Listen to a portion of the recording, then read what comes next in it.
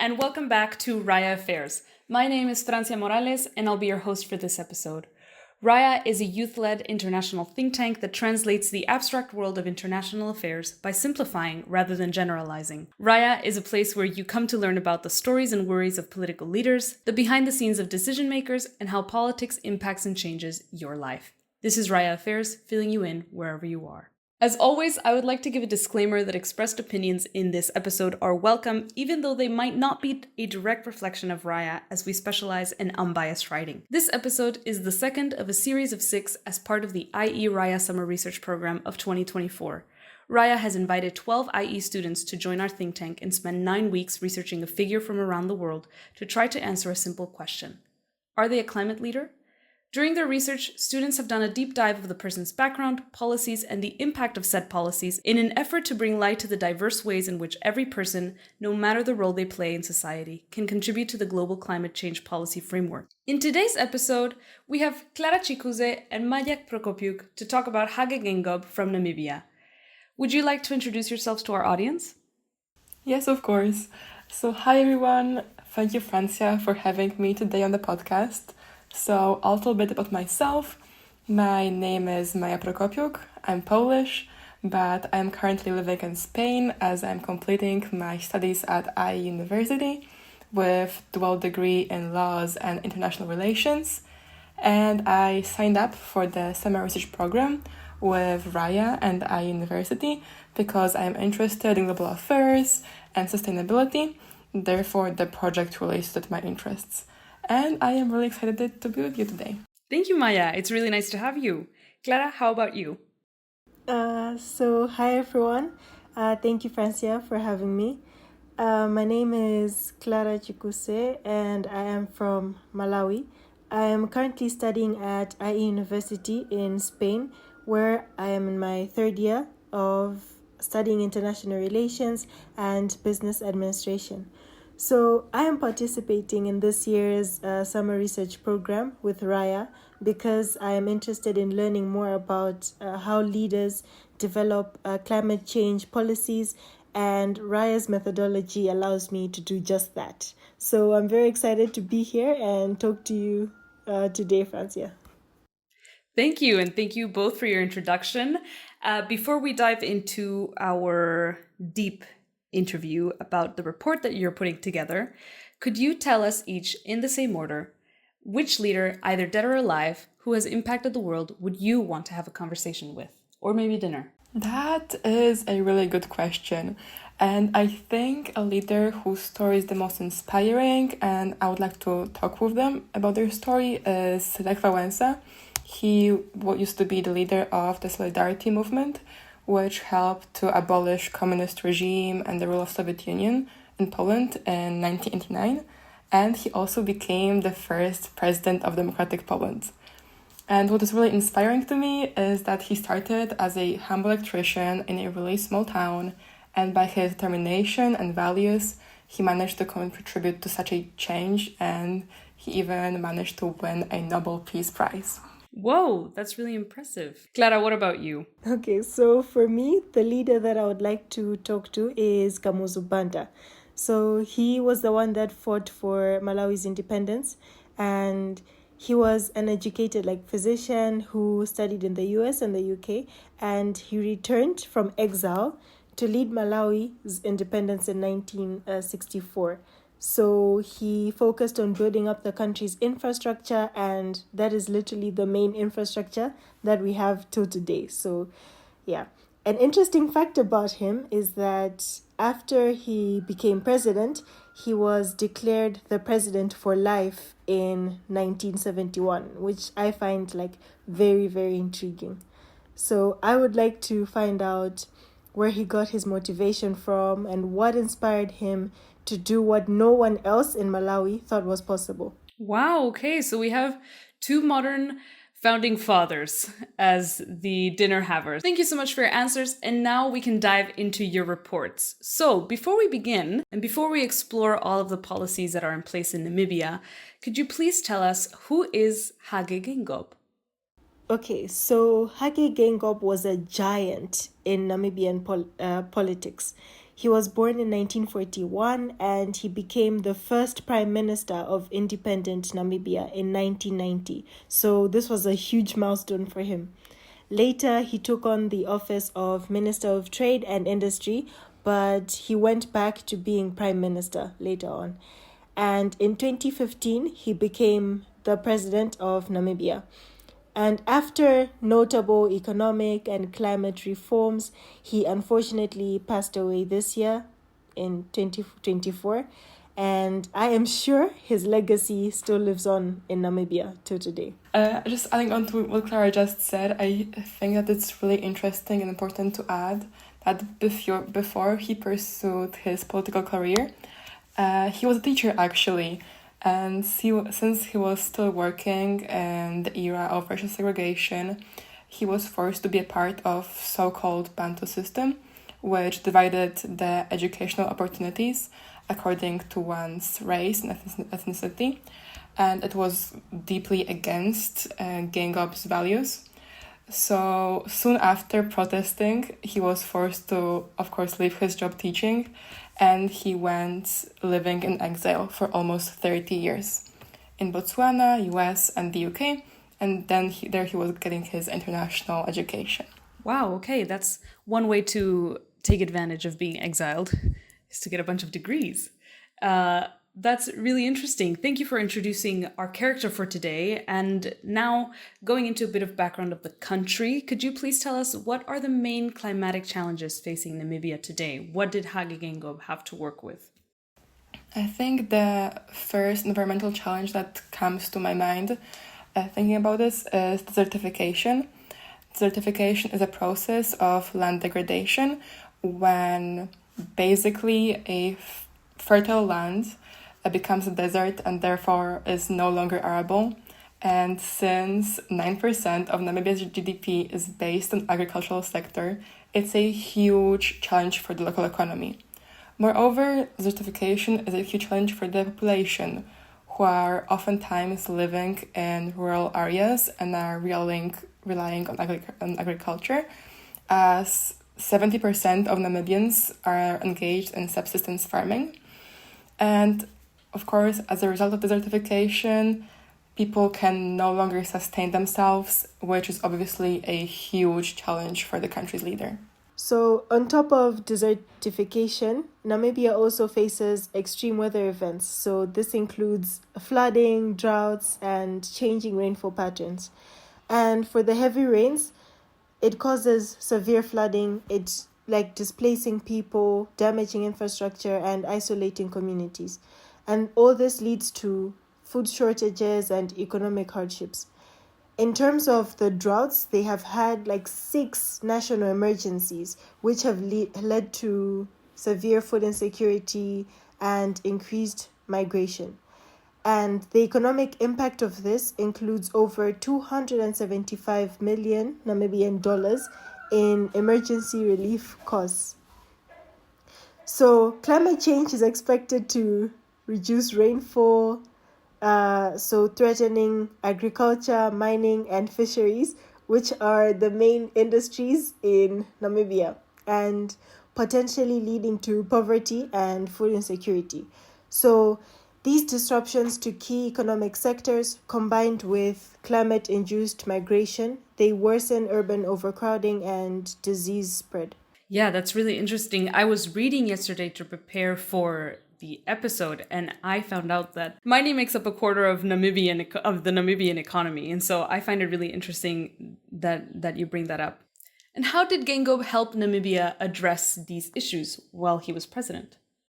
So obviously, climatic challenges were significantly impeding Namibia's development, and Geingob sought to use the richness of natural resources and geographical location of Namibia to get international funding to contribute to further development of the state. So since Namibia has, as we mentioned, very high temperatures, extremely high insolation, Namibian solar potential is extremely high.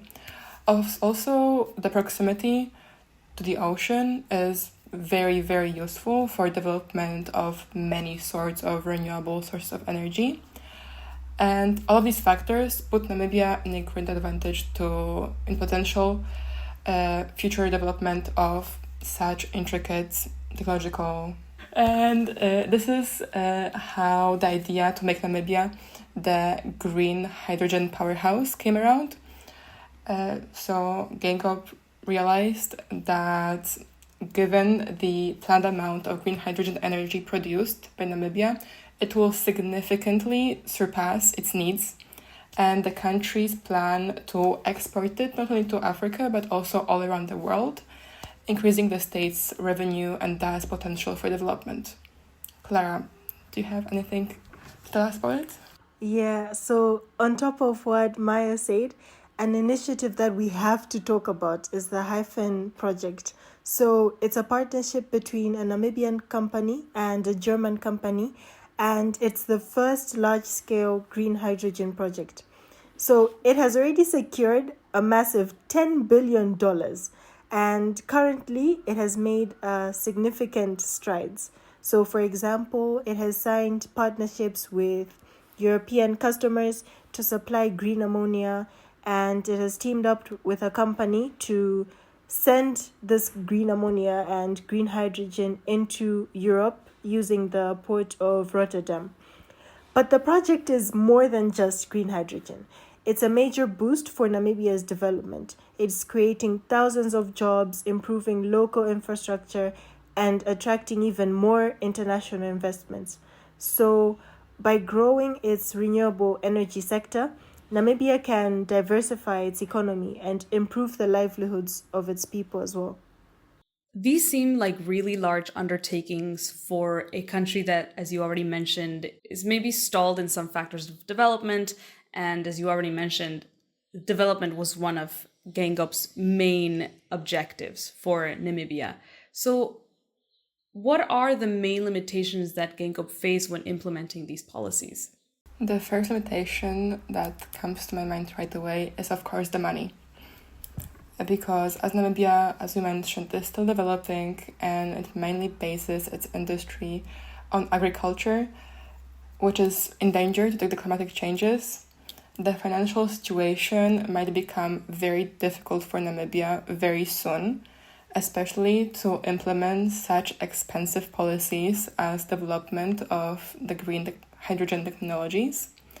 Luckily, Oshvila plant, which is a consortium of 3 German technological companies that contribute to the green hydrogen project in Namibia, has received over 13 million euro from German federal grant, which helped a lot with the project. Nonetheless, Namibia is still seeking foreign investment to improve its financial standing and implement such policies more effectively and efficiently in the future. Yeah, and on top of finances being a major challenge, we have resistance to some of the projects, like the flagship project, the Hyphen project that we talked about. It has been receiving some resistance. So they had a plan to expand the project's facility into the Shark Island in Namibia for green energy production. And the Nama ethnic group, they opposed it because the site is sacred to their community. So just for context, the Shark Island used to have a concentration camp run by the German authorities in the early 1900s, where around 3,000 locals were killed. So just to show you how important it is to them, the Nama Leaders Association of Namibia said it would be like expanding there would be bringing up a hurtful and painful past for them. And additionally, another group that showed openly its resistance was the Affirmation Repositioning Movement. And it is a political and social movement that focuses on land reform, urban land allocation, and broader social justice issues. And they demanded that the Namibian government be granted a free 24% stake in the Hyphen project and called for transparency and public accountability in the negotiation process. However, the government wanted to buy this stake, and they would buy it using loans and grant agreements from equity. So as you can see, these forms of resistance and demands significantly hindered the implementation of Geingob's hydrogen policies. Wow, okay. So what gave Geingob the motivation to overcome these challenges, or how was he able to surpass these kinds of resistances? So his main motivation in life overall was the development of Namibia, which is the main theme of his life, definitely as a leader. So as he was born and raised still in the post-colonial and apartheid-driven Namibia, his goal was to make independent Namibia strong, as he was the first prime minister of the independent state. And he aimed to achieve this development through vast economic expansion. And he recognized that increasing Namibia's potential for development is driven by getting foreign direct investments for international actors. And these actors would direct their funds towards climate action. And that was one of his main themes in his political career, because when he was one of the main actors drafting the Namibian constitution in 1990s, he focused on significance of environmental protection and preservation for the welfare of Namibians. And he lived by his words. He showed his dedication to climate action, as in 2011, on the basis of his vast work accumulated, the first climate action plan was drafted in Namibia. And as one of the examples of how foreign direct investment is crucial for Namibia's development and was driven by Geingob's leadership is, of course, the Green Hydrogen project. So was Geingob ultimately successful in implementing these policies? I mean, you already mentioned a few of the obstacles, but in terms of his goal to increase Namibia's development and mitigate some of the effects of climate change that Namibia is facing, was he successful? So Hage Geingob definitely succeeded in transforming Namibia. And even though he started his presidency in 2015, his hydrogen policies really kicked off in 2020, 2022. And this was mainly because of the increasing pressure of the growing environmental challenges that he couldn't ignore. He needed to address them. So once he got going, these policies really paid off. The Hyphen Hydrogen project is a prime example. It's already up and running as of now, and it's creating plenty of jobs and making a real difference.